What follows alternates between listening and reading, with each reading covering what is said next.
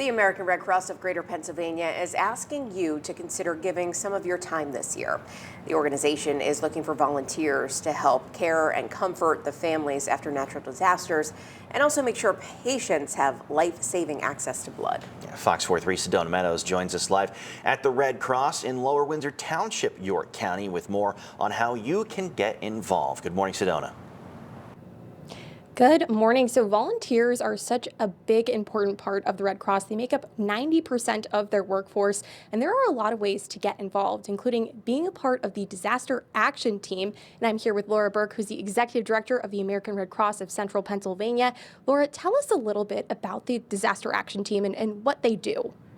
Thank you for having us. So the Disaster Action Team, which is lovingly referred to as DAT by us internal at the Red Cross, that's a way to make a direct impact in your communities. So what that looks like for a volunteer is you are on essentially the front line. You're going to the scene of a disaster, an emergency, and you're working with the individuals who are displaced from that disaster to make sure that they have the comfort items they need, they have a pathway to recovery, they have those immediate assistance items that they need. And so why is that so important for them to have that support during this time?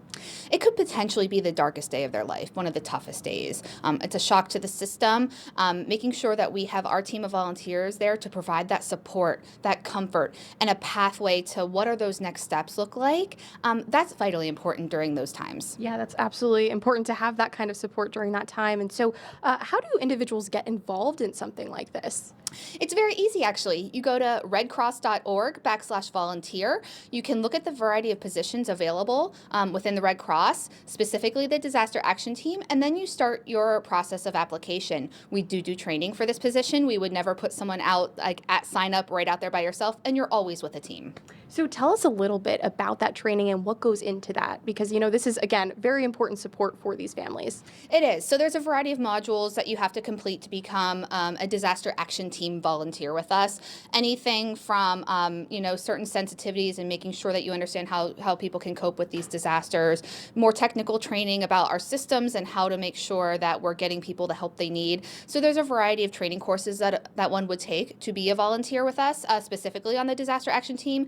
And then you get some real-time experience as a trainee going out with another person, a seasoned professional, as we like to call them, and getting that experience on the ground. Yeah, it's really important. I've witnessed the Red Cross being at these house fires, and just seeing the support that they provide to these families is truly incredible.